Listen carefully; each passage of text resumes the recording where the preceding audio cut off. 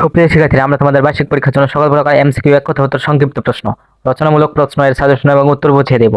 তাছাড়া তোমাদের বার্ষিক পরীক্ষার জন্য তোমাদের প্রতিটি বইয়ের প্রতিটি পৃষ্ঠা থেকে সকল প্রকার বহু নির্বাচনী প্রশ্ন এক কথায় উত্তর সংক্ষিপ্ত প্রশ্ন, রচনামূলক প্রশ্ন তৈরি করা হবে এবং এই চ্যানেলে আপলোড করা হবে। তাই তোমরা সকলে আমাদের এই চ্যানেলটি সাবস্ক্রাইব করে রাখো এবং তোমার বন্ধুর কাছে শেয়ার করে দাও। তাহলে পরীক্ষার মধ্যে ভালো প্রস্তুতি নেওয়া সম্ভব হবে এবং অন্যদের থেকে অনেকটা এগিয়ে থাকবে। ধন্যবাদ সবাইকে।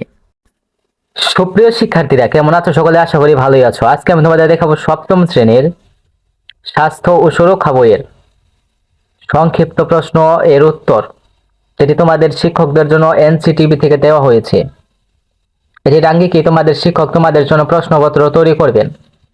এখানে দেখো, স্বাস্থ্য সুরক্ষা শ্রেণী সপ্তম, পূর্ণমান 100, সময় 3 ঘন্টা। ক, নৈর্ভিত্তিক প্রশ্ন বা বহু নির্বাচনী প্রশ্ন। এখানে মোট 15টি প্রশ্ন দেওয়া হয়েছে, প্রত্যেকটি নম্বর হচ্ছে 15।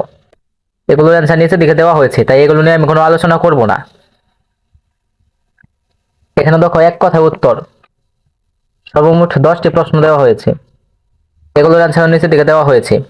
যেগুলো হচ্ছে বহু নির্বাচনী প্রশ্ন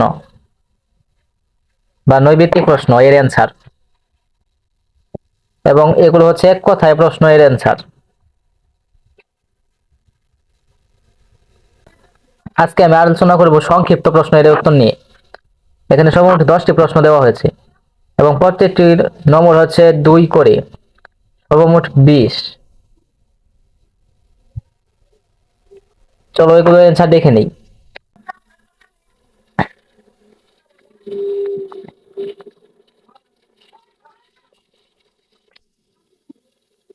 সপ্তম শ্রেণী, বিষয় স্বাস্থ্য ও সুরক্ষা, বার্ষিক পরীক্ষা 2024, নমুনা উত্তর। প্রশ্নের ধরন সংক্ষিপ্ত প্রশ্ন, নম্বর 10 গুণ 2 অর্থাৎ 20। 1 নম্বর প্রশ্ন, অনুভূতি প্রকাশের ধরন ব্যাখ্যা করো। অনুভূতি প্রকাশের ধরনগুলো হলো মৌলিক ভাষায় কথা বলে,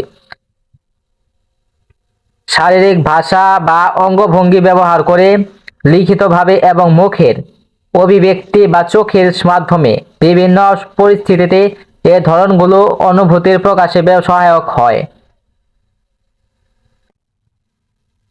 দেখো, 2 নম্বরে যেটি দেওয়া হয়েছে সেটি হলো মানসিক চাপের বিভিন্ন পরিস্থিতিতে যে 2 ধরনের আচরণ করে থাকি তা ব্যাখ্যা করো।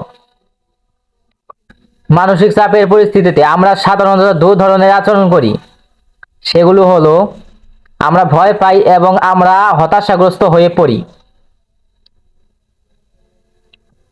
শিক্ষার্থীরা দেখো, 3 নম্বরে বলা হয়েছে কিভাবে সহমর্মী আচরণ করা যায় ব্যাখ্যা করো।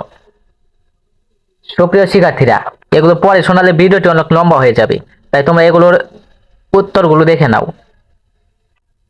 এবং স্ক্রিনশট দিয়ে নিতে পারো।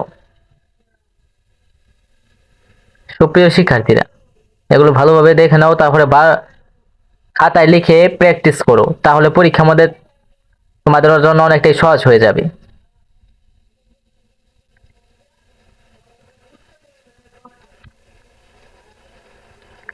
সুপ্রিয় শিক্ষার্থীরা, আজকের ক্লাসটি এ পর্যন্তই। সুপ্রিয় শিক্ষার্থীরা, পরবর্তী ক্লাসটি আমরা এই জায়গা থেকে শুরু করব। এখানে সর্বমোট 3টি প্রশ্ন দেওয়া হয়েছে। এগুলোর অ্যান্সারটি দেখার জন্য তোমরা অবশ্যই আমাদের এই চ্যানেলটি সাবস্ক্রাইব করে রাখো। পরবর্তী ক্লাসে এইখান থেকে আমরা ভিডিও তৈরি করব। ধন্যবাদ সবাইকে।